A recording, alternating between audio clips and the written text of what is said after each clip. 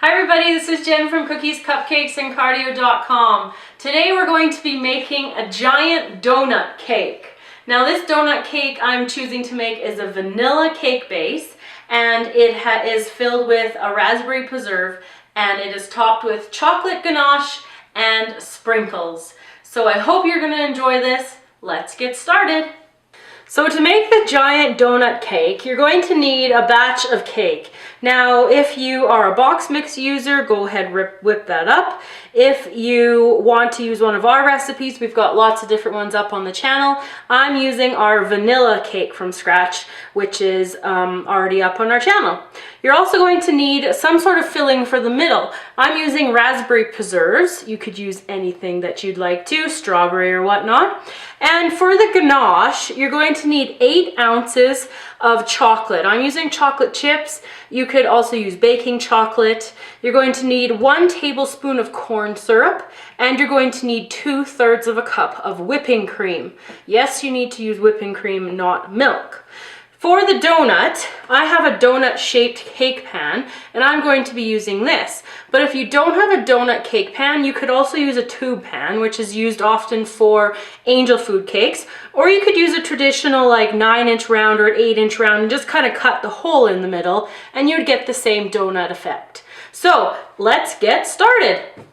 So what you're going to do is put half of your prepared batter into one half of the donut pan and then the other half into the other one. So I'm just going to approximate it and make sure that your pan is well oiled or greased. I like to use like no stick spray, and you can use butter or flour, whichever you like to use the best. So I'm just going to fill these up. And then I'm going to put them into the oven, and they're going to bake just like a regular cake would, so about 30 minutes, 35, and then I'll take it out and I'll be back to show you when it has come out of the oven. So we're going to make the ganache next, and it's a little bit different than the ganache that we already have up on our channel because it's going to use 1 tablespoon of corn syrup instead of butter. And this is just going to give it a nice shine, and it's going to go on really smoothly onto the top of the cake to give it that glazed donut look. Now the first thing I want to do is to heat up my cream. Now you can use a saucepan if you want to and do it on the stove.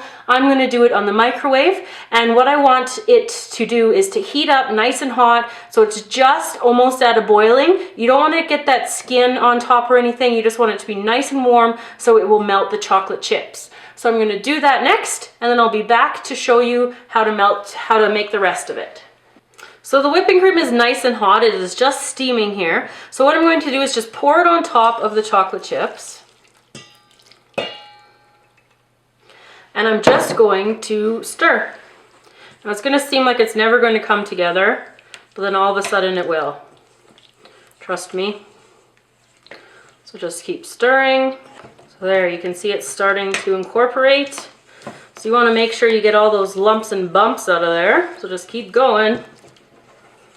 Okay, once you have a nice smooth ganache like we've got here, we want to add 1 tablespoon of the corn syrup. So I'm just going to freehand it here. You don't have to be exactly 1 tablespoon. It's approximate. And stir that in. We'll have a nice shiny top for the cake. So I'm just going to set this aside, and I'm going to use it again at the very end when I am finishing off the cake. Okay, so the donut cake was finished at about 35 minutes, and I took it out, let it sit in the pans for 5 more minutes, and then I just flipped them over, and now I'm letting them cool completely. So when they're cooled completely, I'm going to level them off, just so both of the pieces are flush when they go fit together, and I'll be back when I'm ready to put the preserves and the ganache on top. So I have the donut cake leveled, which just means that I've taken off the bit that domed up when it was baking, and I did that for both of the halves. And now I'm going to spoon on the preserves. Then I'm just going to spread them. And if the jelly gets out on the sides, that makes it even more realistic. So you don't have to worry about being too neat at this step. So I'm going to spread the rest of this on, and then I'm going to put the top on, the donut top, and I'll be back to put on the ganache. So next up, we're going to put the top onto the donut, the second layer on top, lining it up there. There we go. And now for the ganache. Now it's really runny, so less is more at this stage. So I'm just going to start with a small amount here because it's going to start to run, and if you have too much, it's going to run all the way down, which is fine if that's the look you're going for, but I want that gradual kind of sliding down the side of the cake look, and I'm going to help it with my spoon once I've got enough on here because it will move quite easily. And then once you've got as much on that you want, the best part will be to add whatever sort of sprinkles you want for your donut cake. Okay, so sprinkle time. I like the multicolored sprinkles the best because they remind me of a donut. So I've got these ones that are called Jimmy's. I'm just going to sprinkle them on the top.